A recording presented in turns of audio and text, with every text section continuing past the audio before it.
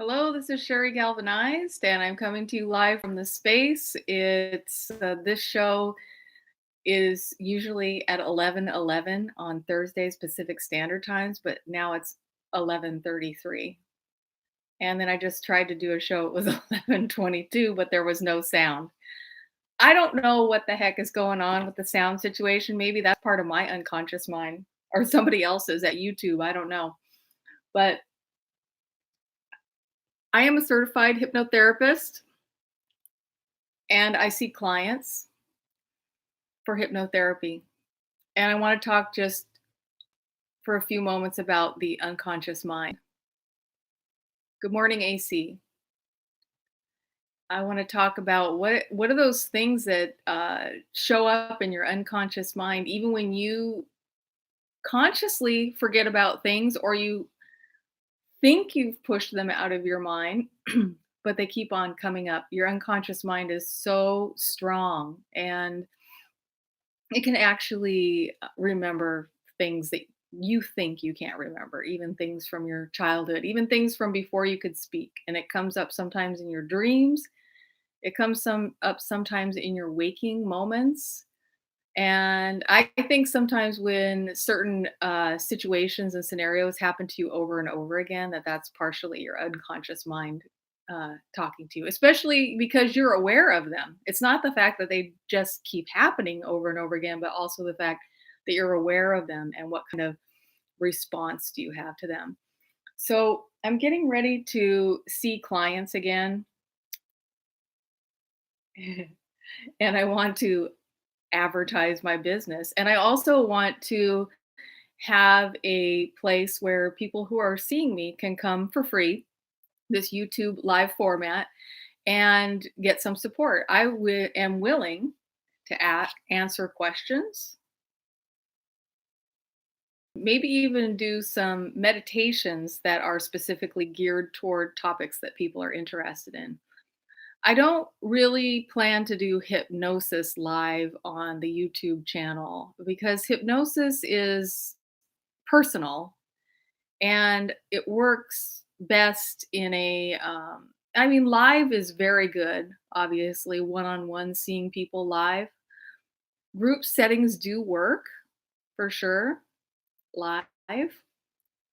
But it really has a lot to do with your own languaging and your own wording, and that's how I gear my sessions. So I'll give you a really uh, powerful example.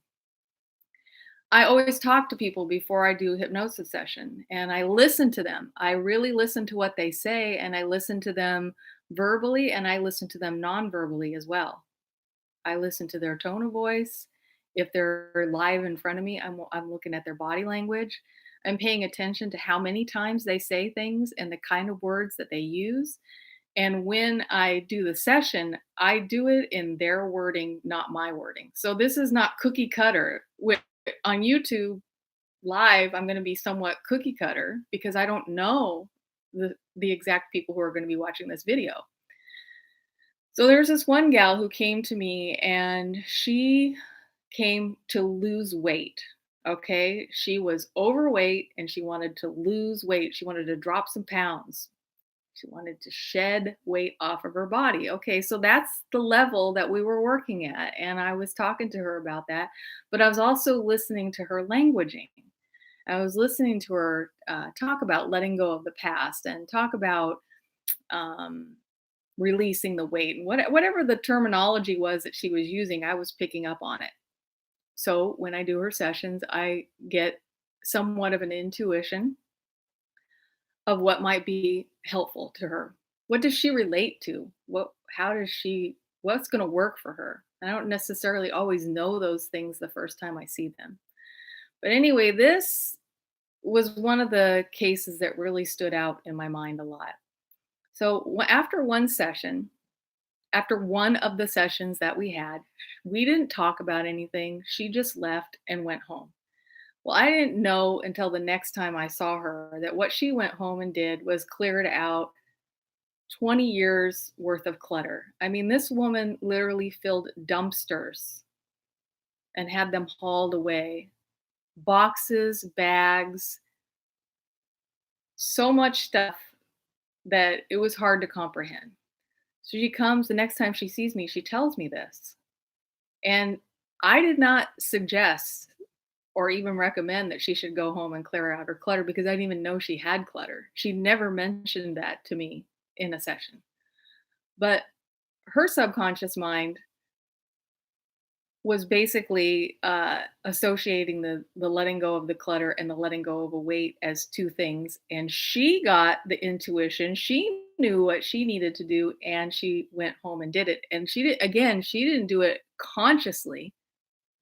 She didn't leave the session saying, "I'm going to go home and clear out my clutter." She just left the session, went home, and next thing she knew, she was clearing out clutter. And that was something she had been thinking about doing and trying to do for a very long time, but just couldn't do it. So that was her first phase. That was really the weight that she needed to release.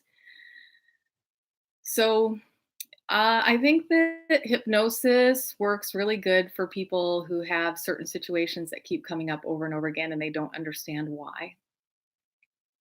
Hypnosis works really good for quitting smoking. It's excellent, but you have to really want to do it. But I've had excellent results with it. Hypnosis works really good with things like quit biting your nails. And I I had this one gal who she bit her nails. I had a few actually who bit their nails down so low that it was practically like bleeding. You know, there was just nothing. There was nothing left to bite. And then they come back and they have full on nails. So that's unconscious. Smoking is unconscious a lot of times. There's a reason why people gravitate to that first cigarette. There's a reason why people bite their nails. And a lot of times it has to do with nervousness or maybe, yeah, I'm not going to generalize, but nervousness is definitely one of them for smoking and for biting your nails. And there may have been a pivotal moment at that time, something where the stress just went above and beyond, and the normal coping was not working. So you start a new habit to cope. It's not for everybody, but anyway, that's my 2 cents on hypnosis and the unconscious mind. I invite you, especially, to contact me if you have something a question related to hypnosis or the unconscious mind or a topic that you want to explore.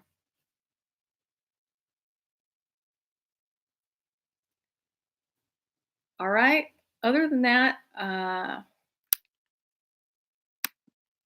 hello.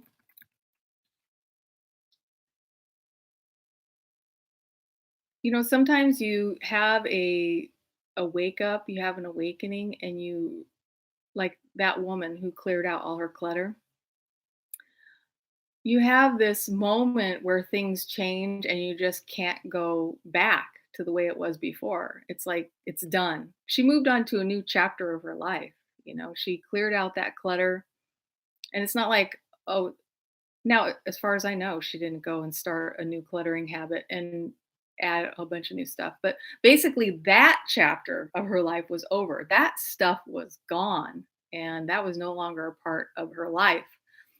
And it changes people sometimes, you know, they can't, like when somebody quits smoking, it changes them to some degree. They say, you know, again, the unconscious mind, it's like, I'm no longer that person who smokes.